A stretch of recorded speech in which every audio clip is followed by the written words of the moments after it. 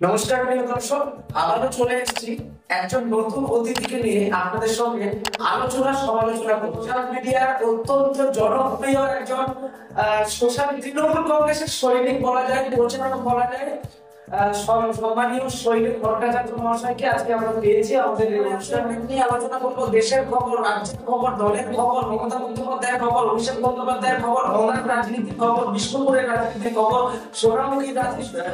প্রবালের যে YouTube channel রয়েছে সেই চ্যানেলের সমস্ত দর্শক বৃন্দদের জানাই আমার পক্ষ থেকে শুভেচ্ছা, ভালোবাসা, অভিনন্দন।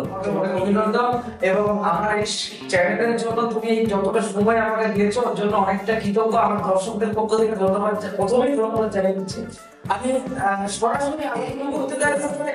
সত্যি কথা বলতে কি, আমিও জানি আমার বিষ্ণুপুর কেন, কলকাতা, বাঁকুড়া, পুরুলিয়া, মেদিনীপুর সবাই, পুরো রাজ্য জানে যে বাঁকুড়া জেলার প্রথম তুমি ছিলে সোশ্যাল মিডিয়ার টাইগার। না একদম আমি নিজে একজন বাঁকুড়া জেলার বিষ্ণুপুরের সোশ্যাল মিডিয়ার কর্মী। আমি নিজে জানি আমি তো তোমার হাত থেকে তুমি আমাকে সিলেকশন করেছিলে এবং রাজনীতিতে নিয়ে গেছিলে, আমার গুরুদেব বলা যায় দাদাকে। তো তোমার হাত থেকে শুরু হয়েছিল আমাদের বাঁকুড়া সোশ্যাল মিডিয়ার রাজনীতি। আজকের ডেটে দাঁড়িয়ে রাজ্য, আমাদের দল সেটা ঘোষণা করেছে, কিছুদিনের মধ্যে জেলা কমিটিও ঘোষণা হবে। তো তোমার হাতে তৈরি একটা টিম, দলের স্বীকৃতি পাচ্ছে, কতটা আনন্দ অনুভব করছো? আমি প্রচন্ড আনন্দিত, আমি উৎসাহিত। আমি বারবার আমাদের টিমের যারা আমাদের সহযোদ্ধা রয়েছে তাদেরকে আমি বারবার একটা কথাই বলি, উদ্বুদ্ধ করি, বারবার একটা কথা বলি, এগিয়ে যেতে হবে, থেমে থাকলে চলবে না, দলকে সাপোর্ট দিতে হবে। আর যারা পাঁচিলে বসে থাকে তাদের সঙ্গে আমাদের তুলনা করলে চলবে। বিভিন্ন জায়গায় তুমি যখন চালু করেছিলে এই টিমটা, তখন কিন্তু টোটালটা বাঁকুড়া একটাই ছিল টিম। আজকের ডেটা দাঁড়িয়ে বাঁকুড়া সাংগঠনিক জেলা, বিষ্ণুপুর সাংগঠনিক জেলা, দুটোতে ভাগ হয়েছে। তো তুমি সভাপতি, তোমার বিধানসভা ওয়াইজ তুমি বিষ্ণুপুর সাংগঠনিক জেলার মধ্যে আছো। এই মুহূর্তে দাঁড়িয়ে বাঁকুড়া সাংগঠনিকের অবস্থা বা দায়িত্ব কি তোমার উপরে রয়েছে, বা তুমি কি দেখাশোনা করো এইসব যে বাঁকুড়াটা, না শুধু বিষ্ণুপুর নিয়ে আছো? শুধু দায়িত্ব বলাটা ভুল হবে, দায়িত্ব হয়তো আমার নেই, কিন্তু সবাইকার সঙ্গে আমার যোগাযোগ রয়েছে। বাঁকুড়ার সঙ্গেও যেমন যোগাযোগ রয়েছে, বিষ্ণুপুর ছেলেদের সঙ্গেও আমার যোগাযোগ রয়েছে। সবার সঙ্গে আমার সম্পর্ক খুব ভালো এবং সবাই আমাকে খুব ভালোবাসে, খুব শ্রদ্ধা করে, সম্মান করে। আমিও তাদের যথাযোগ্য স্থানে সম্মান, ভালোবাসা জানাতে পেরেছি। তার জন্য হয়তো আজকে আমি আমার জায়গায় আসতে পেরেছি। যা সবাইকে তার জন্য আমার পক্ষ থেকে অসংখ্য ব্যাপারটা হচ্ছে যে আমি যেমন তোমাকে আমার যেখানে আটকিয়ে যায়, কোনো কারোর সঙ্গে কাউন্টার করতে গেলে আটকিয়ে যায়, আমি তোমাকে ফোন করে জিজ্ঞেস করি, এইভাবে কি বাঁকুড়ার থেকেও কোনো তারা জিজ্ঞেস করে? হ্যাঁ, অনেকেই করে, বাঁকুড়ার থেকে অনেকেই জিজ্ঞাসা করে। যেমন আমাদের বিপ্লব আছে, যেমন নিনু ভাই আছে, যেমন রয়েছে আমাদের প্রিয়রঞ্জন রয়েছে, তারপরে আমাদের রয়েছে, অনেকেই রয়েছে, আমাদের অভিজিৎ রয়েছে, যার কথা না বললেই নয়। অভিজিৎ এখন টোটাল বাঁকুড়াটা দেখছে, বাঁকুড়া সাব ডিভিশনটা অভিজিতের আন্ডারে রয়েছে, সে দেখছে। সবার সঙ্গে সম্পর্ক ভালো এবং সবাই আমাকে খুব শ্রদ্ধা করে, সম্মান করে। পার্থ রয়েছে আমাদের, তারপরে আমাদের সুরজিৎ রয়েছে, সুরজিৎ পাঠক প্রধান হয়েছে আমাদের সোশ্যাল আপনাদের সামনে জানিয়ে রাখা ভালো। সুরজিৎ দা একটা সময় আমাদের সঙ্গে কাজ করেছে সোশ্যাল মিডিয়াতে, তাও শৈলেন্দ্রের হাত ধরে। আমি যেমন এসেছি, সুরজিৎ দা এসেছিল, আজকে সুরজিৎ দা সিমলাপুর গ্রাম পঞ্চায়েতের প্রধান হয়েছে। তার সোশ্যাল মিডিয়া থেকে অলরেডি তোমার তৈরি করা ছাত্র আজকে শুধুমাত্র সোশ্যাল মিডিয়া থেকে তুমি, আমরা দেখেছি তোমাকে, আমরা যদিও সোশ্যাল মিডিয়ার মধ্যে শুধু থাকি, ডিজিটাল প্ল্যাটফর্মে আমরা থাকি, তুমি কিন্তু ফিল্ডে থাকো। বিধানসভার ভোট বলতেই হয়, আমার দর্শকদের এটা বলতেই হয় যে 2019 সালের আগে 18 সালে যখন তুমি আমাকে তুলে এনেছিলে, তারপরে 2019 সালে দলের একটা হার হয়ে যাওয়ার পরে তোমার উপরে যে অত্যাচার হয়েছিল সেই চোখের সামনে আমি দেখেছিলাম, ছুটে চলে যেতে বাধ্য হয়েছিলাম। তারপরেও তুমি আস্তে আস্তে সেই টিমকে তৈরি করে নিয়ে এসছো। বারবার আমরা হয়তো পঞ্চায়েত লেভেলে জিতেছি, পৌরসভাতে তুমি কাজ করেছো, জিতেছো, বিধানসভাতে আমরা অত ভালো রেজাল্ট পাইনি, একটা মনের খারাপ অবস্থা ছিল, তারপরে লোকসভাতেও সে একই অবস্থা, আমরা এত খেটেও পারলাম না। কিন্তু উপনির্বাচনে আমি দেখলাম তুমি 10 থেকে 15 দিন মনে হয় ওখানে পড়েছিল এবং অগাধ পরিশ্রম করেছো, যেটা বলার নয়। আজকে এই কথাটা স্বীকার করতে বাধ্য হয়েছে যে শরীরের চর্চার একটা ভালো জায়গায় প্রচার করেছে। তারপরে দেখেছিলাম আমরা তুমি ডিগবাজি দিয়েছিলে রাস্তায়, সেই সময় ডিগবাজি ইতিহাসে দেখলাম সম্পূর্ণ আবেগবশত, এবং কারণ আমি যখন পৌরসভা ভোট হয়েছিল, পৌরসভা ভোটে বাঁকুড়া পৌরসভা ভোটে আমাদের এই তৃণমূল কংগ্রেস করত মুন্নাদার ওয়াইফ অনন্যাদি, তখন অনন্যাদি তৃণমূল ছেড়ে নির্দলে দাঁড়িয়ে পড়ে এবং দল আমাকে না বললেও আমি কিন্তু সেই জায়গায় ঝাঁপিয়ে পড়ি এবং আমি সামনে থেকে দাঁড়িয়ে থেকে নেতৃত্ব দিয়ে বিভিন্ন জায়গায় বক্তব্য দিয়ে আমি কিন্তু তৃণমূল প্রার্থী কাকলিদিকে জেতাবার একটা চেষ্টা করেছিলাম। তো সেই সময় আমার কাছে অনেক ফোন এসেছিল, অনেক হুমকি এসেছিল, সে সমস্ত বাধা বিঘ্ন সমস্ত কিছু কাটিয়েও কিন্তু আমি কাকলিদিকে জেতানোর জন্য একটা চেষ্টা করেছিলাম। সেক্ষেত্রে পারিনি, তাই মনের মধ্যে একটা জ্বালা রয়ে গিয়েছিল। যখন পেলাম যে তালডাঙ্গা বিধানসভার উপনির্বাচনে দাঁড়াচ্ছে অনন্যা আর এদিকে দাঁড়িয়েছে আমাদের ফাল্গুনিদা, স্বাভাবিকভাবেই আমার কিন্তু মানে সেই যে জ্বালাটা, মনের জ্বালাটা জড়ানোর জন্য আমি কিন্তু সেখানে পড়েছিলাম। এবং আমি যে অঞ্চলটায় দেখেছিলাম, হয়তো আমি কারিগর কিন্তু আমাদের সুরজিৎ ভাই রয়েছে, আমাদের দলীয় নেতৃত্ব রয়েছে, কিন্তু আমি যে অঞ্চলটায় দায়িত্ব নিয়েছিলাম সেই অঞ্চলে আজকে তালডাঙ্গা বিধানসভার মধ্যে প্রথম লিড দিয়েছে, প্রায় 3700-3800 ভোটে লিড হয়েছে সেই অঞ্চল থেকে। তো স্বাভাবিকভাবেই আমার মনে একটা আবেগ চলে আসে, আমি সেই আবেগের বহিঃপ্রকাশ ঘটিয়ে মুন্নাদা পেরিয়ে আসছে, মুন্নাদার সামনে আমি ডিগবাজিটা দিয়েছিলাম। সেটা যদিও ক্যামেরা বন্দি করতে পারেনি অনেকে, কিন্তু আমি পিচ রোডের মধ্যে রেখে ডিগবাজিটা দিয়েছিলাম, সেটা হয়তো অনেকে ক্যামেরা বন্দি করেছে। কিন্তু মূলত মুন্নাদা যখন ইভিএম থেকে ঘটনা কেন্দ্র থেকে বেরিয়ে আসছে, তখনই আমি মুন্নাদাকে দিয়ে মুন্নাদাকে বলেছিলাম যে এটা পৌরসভার নির্বাচন নয়, এটা বিধানসভার নির্বাচন।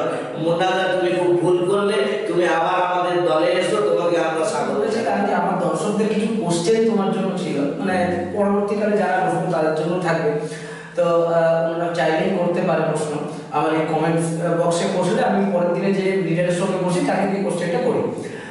এই মুহূর্তে দাঁড়িয়ে আমিও জানি, তুমিও জানো, সোশ্যাল মিডিয়ার কর্মীদের জন্য আমাদের দলীয় নেতৃত্বদের কিন্তু একটু কি বলবো, মানে গা ছাড়া ভাব আমরা দেখতে পাই, যেক্ষেত্রে আমরা অনেকেই দেখেছি, অনেকেই সোশ্যাল মিডিয়াতে এগুলো নিয়ে লেখালেখিও শুরু করে, আমাদের নিজেদের দলের নেতাদের নিয়ে তারা লিখে, অনেকেই গাজ্জি করেন আমাদের সোশ্যাল মিডিয়ার টিমকে। এই জায়গায় দাঁড়িয়ে তুমি আরো যে নতুন নতুন ছেলেদেরকে আমরা উদ্বুদ্ধ করে নিয়ে আসবো আমাদের দলে, তাদের জন্য কি বার্তা দিতে চাও? এটা কি সত্যি যে তৃণমূল কংগ্রেস সোশ্যাল মিডিয়াকে অগাজ্জি করে বা গাছাড়া দেয়? না, হয়তো অনেকটা বিষয়টা তা নয়, হয়তো অনেক নেতৃত্ব বিষয়টাকে এড়িয়ে যায়।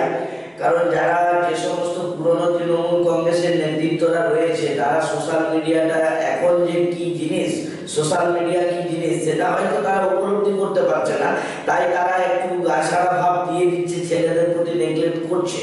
কিন্তু যে সমস্ত নতুন নতুন নেতৃত্বরা উঠে আসছে, তারা কিন্তু এখন সোশ্যাল মিডিয়া থেকেই উঠে আসছে, সেটা কিন্তু বলাই বাহুল্য। তাই সোশ্যাল মিডিয়ার গুরুত্ব সমানভাবে যেমন আগামী দিনে ছিল 2018 সাল থেকে, আবার এখনো সেই একই পরম্পরায় রয়েছে এবং এই সোশ্যাল মিডিয়া অনেক দূর যাবে। এবং আমার মনে হয় এখন পর্যন্ত আমরা দল আমাদেরকে কিছু সেরকম সাহায্য সহযোগিতা না করলেও সোশ্যাল মিডিয়ার প্রতি আমরা কিন্তু বিজেপিকে বেগ দিতে পারি এবং আমরা কিন্তু সিপিএমকেও বেগ দিতে পারি।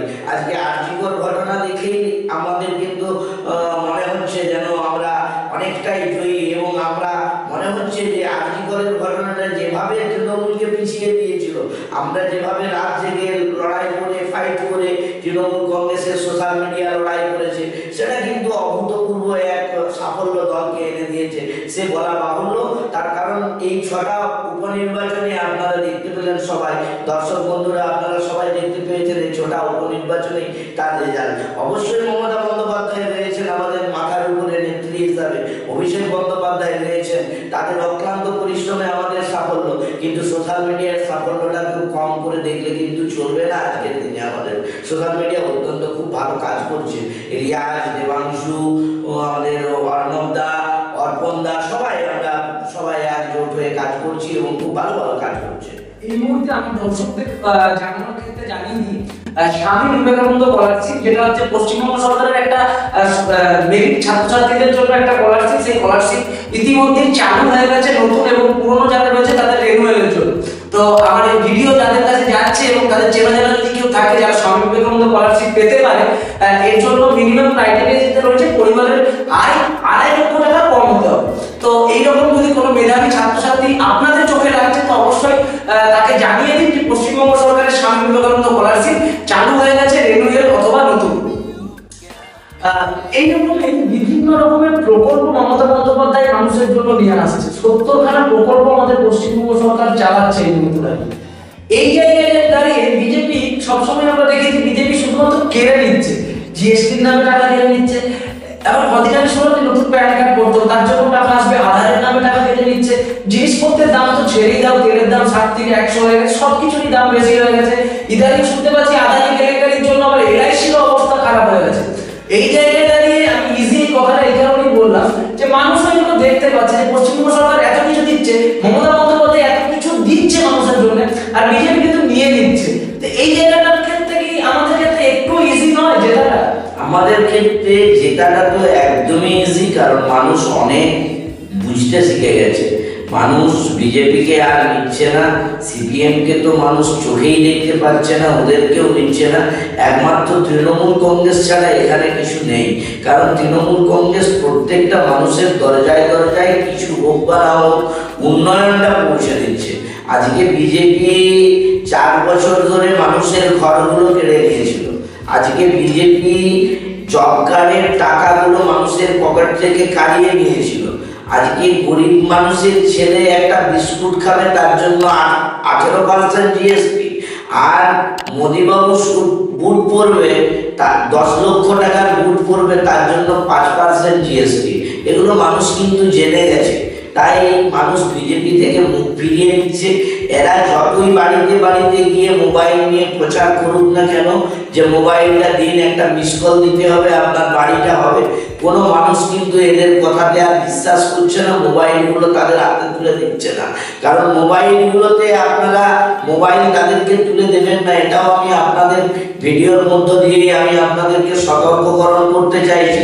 আপনাদের বাড়িতে বাড়িতে যাচ্ছে, বাড়িতে গিয়ে মোবাইলগুলো নিয়ে নিচ্ছে, মোবাইলগুলো নিয়ে আপনারা একটা বিজেপির ফোন নাম্বারে ফোন করে আপনাকে বিজেপির সদস্য পদ করছে। তাই আমি দর্শকদেরকে বলবো একদম মোবাইলগুলো আপনারা কিন্তু দেবেন না, কারণ এটা বিজেপির একটা ঘৃণ্য চক্রান্ত। এরা দেখাতে চাইছে মানে শুভেন্দু অধিকারী তো রাজনীতি থেকে শেষ হয়ে যাচ্ছে, তাই শুভেন্দু অধিকারী অমিত শাহর কাছে নাম কামানোর জন্য এই জিনিসটা চালু করেছে যে বিজেপির সদস্যটা বাড়াতে হবে। তো আমি সবাইকার কাছে অনুরোধ করব, আপনারা কেউ মোবাইলটা দেবেন না, কেউ আধার কার্ড দেবেন না। যতটুকু প্রয়োজন মমতা বন্দ্যোপাধ্যায় দিচ্ছে, মমতা বন্দ্যোপাধ্যায়ের প্রতি আস্থা রাখুন, মমতা বন্দ্যোপাধ্যায়ের প্রতি বিশ্বাস রাখুন, সমস্ত কিছুটাই পাবেন। আজকে লক্ষ্মী ভান্ডার থেকে শুরু করে বাংলা আবাস যোজনা আপনারা কিন্তু পাচ্ছেন। আগামী দিনে দেখতে পাবেন পথশ্রীর মধ্য দিয়ে হাজার হাজার রাস্তা হবে। মমতা বন্দ্যোপাধ্যায় কিন্তু সেই জায়গাটা তৈরি করে দিয়েছে। আজকে 4 বছর ধরে গ্রামাঞ্চলে কোনো গ্রামীণ সড়ক যোজনা বলে যেটা প্রকল্পটা ছিল, সেই প্রকল্পের কাজ হয়নি, সেই প্রকল্পের একটা কাজও হয়নি, কিন্তু আমাদের পথশ্রী প্রকল্পের কাজগুলো হচ্ছে। তাহলে বাংলাকে কিভাবে বঞ্চনা করা যায় সেই দিকটা কিন্তু নরেন্দ্র মোদী দেখছে এই শুভেন্দু অধিকারীর জন্য। শুভেন্দু অধিকারী বলেছে, দিদি 1,15,000 কোটি টাকা যেটা পাওনা রয়েছে ওই টাকাটা যদি বাংলাকে দিয়ে দেওয়া হয় তাহলে বিজেপি আর কোনোদিন এগোতে পারবে না, বিজেপি আর বাংলায় ক্ষমতায় আসতে পারবে না। তাই দিদি ওই 1,15,000 কোটি টাকাটাকে তোমাকে আটকে রাখতে হবে, তুমি ওই টাকাটা দিও না। এবং কি শোনা যাচ্ছে এখন পর্যন্ত, যে শোনা যাচ্ছে যে ছেলেদের মিড ডে মিলের খাবারের টাকাটাও তিনি বন্ধ করে দিতে চাইছেন, কিন্তু আমার দিদি কিন্তু সে ধরনের নয়। বাচ্চা ছেলেরা খাচ্ছিল, বাচ্চা ছেলেরা স্কুলে গেলে খাবার পাবে, এটা মানুষকে জানতে হবে, এটা মানুষকে বিশ্বাস রাখতে হবে, দিদির প্রতি ধৈর্য রাখতে হবে। দিদি সমস্ত কিছুটাই করে দেবে গ্রামীণ বাংলার জন্য। বাংলা আবাসের জন্য এই পুরো টাকাটাই আমাদের রাজ্য সরকার দিচ্ছে, পুরো টাকাটাই আমাদের রাজ্য সরকার দিচ্ছে, যেটা 60% দেওয়ার কথা ছিল কেন্দ্রীয় সরকারের আর 40% দেওয়ার কথা ছিল রাজ্য সরকারের। কিন্তু মমতা বন্দ্যোপাধ্যায় ঘোষণা করেছেন কেন্দ্র থেকে কোনো টাকা নেবেন নেবেন না, যদি না 1,15,000 কোটি টাকা আমাদের পাওনা টাকা দেওয়া হচ্ছে। সেই টাকা না দিলে আমরা একটা টাকাও নেব না। মমতা বন্দ্যোপাধ্যায় ঘোষণা করেছিল 10 লক্ষ বাড়ি দেওয়ার প্রথমে, কিন্তু মমতা বন্দ্যোপাধ্যায় আরো 1 লক্ষ বাড়িয়ে দিয়েছেন, 11 লক্ষ বাড়ি তিনি তৈরি করছেন। এবং মমতা বন্দ্যোপাধ্যায়ের লক্ষ্য 2026-এর আগে প্রায় 36 লক্ষ বাড়ি তিনি তৈরি করবেন বাংলার বুকে। এটা কিন্তু মমতা বন্দ্যোপাধ্যায় ঘোষণা করেছেন। তাই স্বাভাবিকভাবে মমতা বন্দ্যোপাধ্যায়ের উপরে আপনারা আস্থা রাখবেন, বিশ্বাস রাখবেন, ভরসা রাখবেন। দিদিই আমাদের একমাত্র আস্থা, তাছাড়া কেউ আমাদের নেই, তাছাড়া কেউ আমাদের দেখতে পাবে না, দেখতে পারে না। প্রশ্ন করতে হবে ছোট্ট ভাই এসে। যেটা হচ্ছে আমার বিষ্ণুপুরের এমপি সৌমিত্র খা থেকে শুরু করে বিজেপির জেলা সভাপতি অমরনাথ শাখা বহু মানে তোমাকে নিয়ে ব্যক্তিগত তারা আক্রমণ করেছে, ব্যক্তিগত আক্রমণ, অনেক বাজে বাজে কথা তোমাকে বলেছে। তো এই সব কিছু শোনার পর কোথাও কি তোমার একটা সময় মনে হয় যে এই দলটা করে আমি এরকম খারাপ খারাপ কথা শুনছি, দল থেকে ছেড়ে চলে যাবো, সব কিছু বন্ধ করে দেবো, এটা কি কোনোদিনও মনে হয়েছে তোমার? কোনোদিন মনে হয়নি আমার। ওদের যে আক্রমণ, ওই আক্রমণ দেখে আমি আরো উদ্বুদ্ধ হই এবং আমি আরো লড়াই করার সাহস পাই। কারণ আমার নেত্রী মমতা বন্দ্যোপাধ্যায় যখন সমালোচিত হয় বিভিন্ন জায়গায় দাঁড়িয়ে, নেত্রী তো কোনোদিনই কাউকে আক্রমণ করেনি। তাই তার নেতৃত্বে, তার শিক্ষা পেয়ে আমার শিক্ষা, আমিও কোনোদিন কাউকে আক্রমণ করিনি। আমাকে অনেকে আক্রমণ করে, কিন্তু আমি কাউকে কোনোদিন আক্রমণ করিনি। এবং আক্রমণ করাটা খুব খারাপ জিনিস, কারণ আমি জানি সমালোচনা যারই সমালোচনা হয় সেই কিন্তু ভালো একটা জায়গায় আগামী দিনে আসতে চলেছে বা আসতে চাইবে বা এসে যাবে, তার সময়টা অটোমেটিক ভালো এসে যাবে। তার কারণ সমালোচনা দরকার আছে, রাজনীতিতে সমালোচনা হয়, এটা নিয়ে কোনো ব্যাপার নয়। এটা নিয়ে আমার কোনোদিনই মনে হয়নি যে না পার্টিটা ছেড়ে দেবো, পার্টিটা ছেড়ে চলে যাবো, ফালতু সমালোচিত হয়ে কি হবে। আজকে দেবাংশু তো সমালোচিত হচ্ছে অনেক জায়গায়, দেবাংশুকে দরজায় শুইয়ে দেওয়া হয়েছিল। দেবাংশু কি রাজনীতি ছেড়ে চলে গেছে? না, ছেড়ে চলে যায়নি। আমাকে মাতাল বলা হচ্ছে, আমাকে পাগল বলা হচ্ছে, বলুক না, ওদের কাজ ওরা করুক। কিন্তু মানুষ তো জানে আমি ছেলেটা কেমন, আমি মানুষের জন্য কি করছি, আমি দলের জন্য কতটা প্রাণঘাত করছি, আমি দলের জন্য কতটা সময় নষ্ট করছি, আমি দলের জন্য সংসারে পর্যন্ত সময় দিতে পারি না, সেটাও কিন্তু অনেক মানুষ জানে। তাই স্বাভাবিকভাবে আমি ওগুলোকে কিছু মনে করি না। বিশেষত আমার যেটা মনে হয়েছে, সামাজিকভাবে তোমাকে আটকাতে না পেরে তোমার নামে একটা বদনাম করে যদি তোমাকে আটকিয়ে দেওয়া যায়, মানে ভয় দেখা যায়। ওগুলো কোনো ব্যাপার নয়, রাখে হলেই তো মারে কে। আর আমার মনে হয় যে সয় সেই কিন্তু রয়। একদম ভালো লাগে, একদম যে সয় সেই কিন্তু রয়। রিসেন্টলি তুমি দেখলাম ফেসবুকে আপলোড করেছো নতুন কর্মসূচি, তুমি তোমার অঞ্চলের জন্য চালু করেছো, পাড়ায় পাড়ায় বৈঠক করে। এর কি মানে বলা যাবে এটা কি চলছে?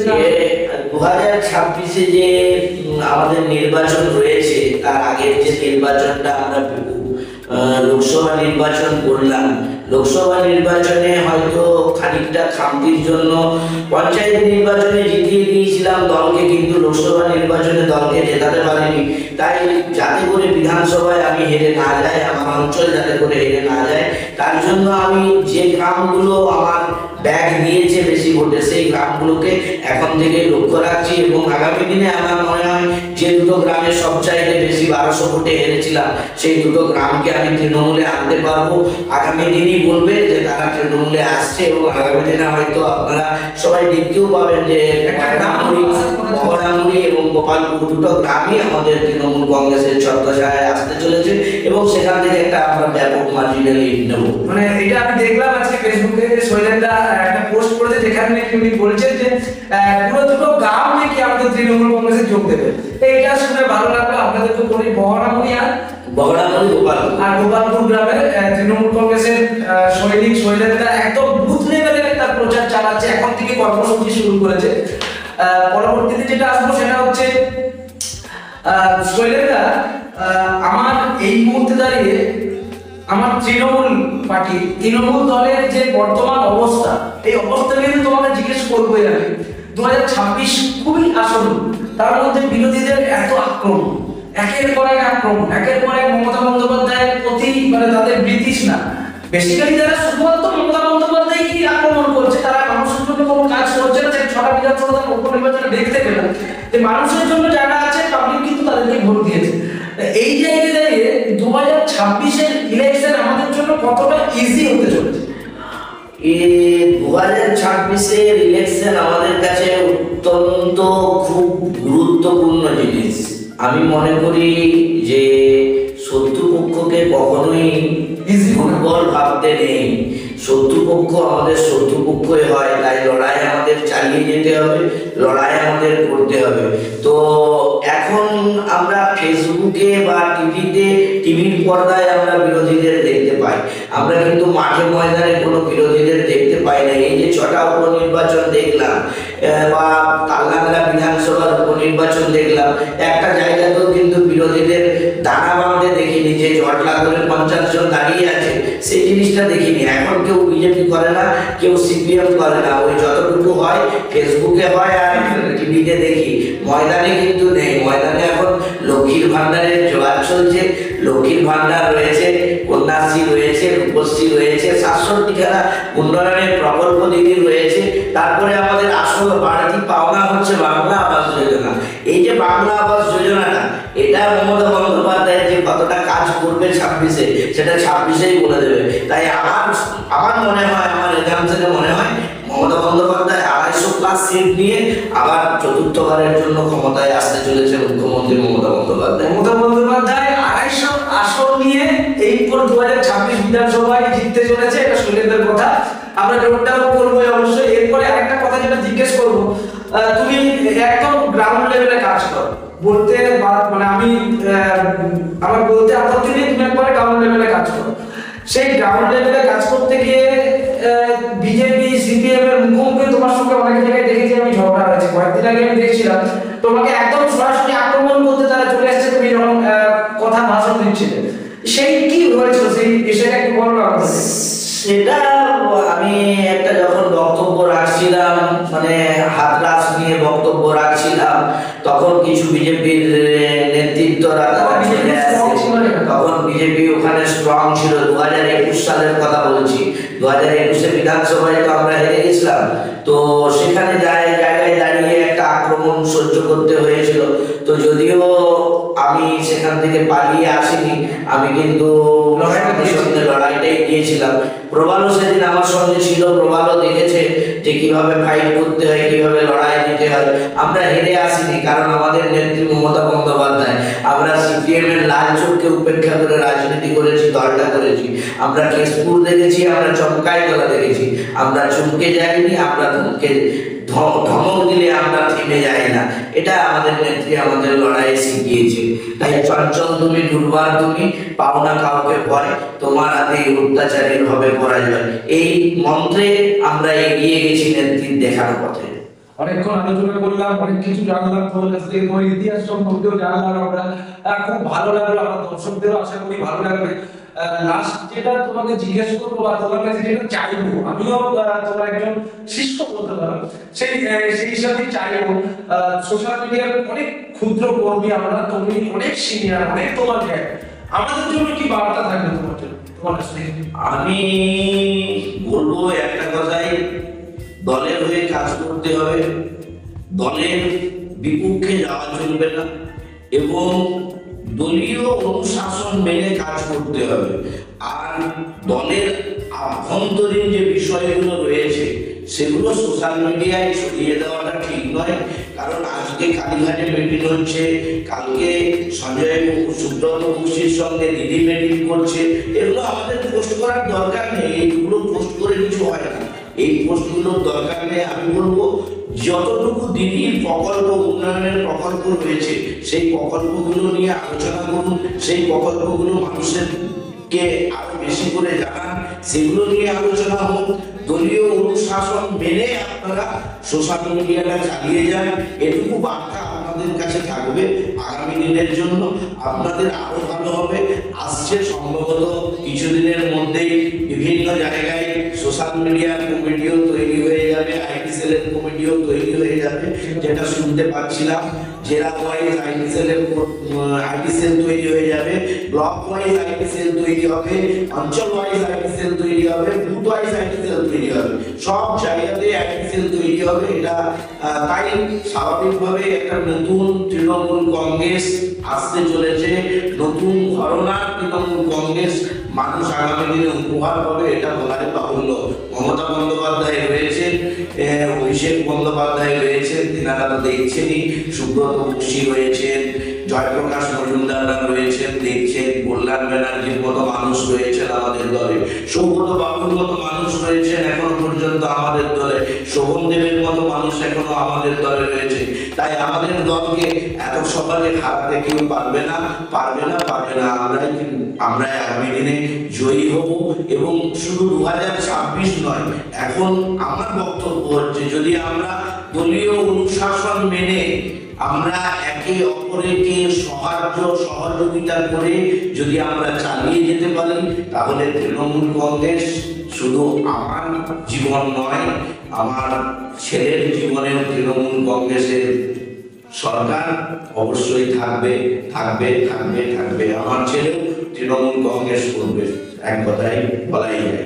ধন্যবাদ শৈলেন্দ্রকে। অনেকক্ষণ সময় আজকে শৈলেন্দ্রের সঙ্গে আমরা কথা বললাম, আমরা জানার চেষ্টা করলাম, ইতিহাস পুরোনো দিনের কথা জানার চেষ্টা করলাম। আগামী দিনে আমাদের সোশ্যাল মিডিয়ার কর্মীরা বা সোশ্যাল মিডিয়ার কর্মীরা কিভাবে এগিয়ে চলবে তার একটা দিক নির্দেশিকা পেলাম আমরা আমাদের গুরুজনের কাছ থেকে। আপনাদের কেমন লাগলো?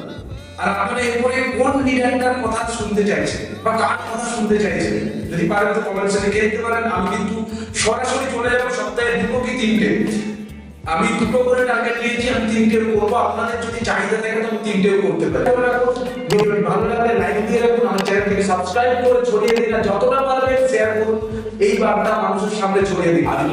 আমি একটা কথা বলে নিই, এই ভিডিওটা কিন্তু আপনারা সবাই শেয়ার করবেন, অনেক বেশি পরিমাণে শেয়ার করবেন, যাতে এই ভিডিওটা অনেক মানুষ দেখে এবং আমার যতটুকু কথা মানুষ যেন সেটা ভালোভাবে শুনতে পায় তার চেষ্টাটা করবেন। আপনারা সবাই তোমার ফেসটা এরকম তো এটা সবাই দেখবে, কারণ কলকাতা থেকে শুরু করে সারা রাজ্যে একটা তোমার ছবি তোমাকে শুনেছে, শৈলেন্দ্র নামে শুনেছে, কলকাতা থেকে সেটা দেখেছে। আজ এই পর্যন্ত অসংখ্য ধন্যবাদ আমার চ্যানেলের পক্ষ থেকে। ধন্যবাদ।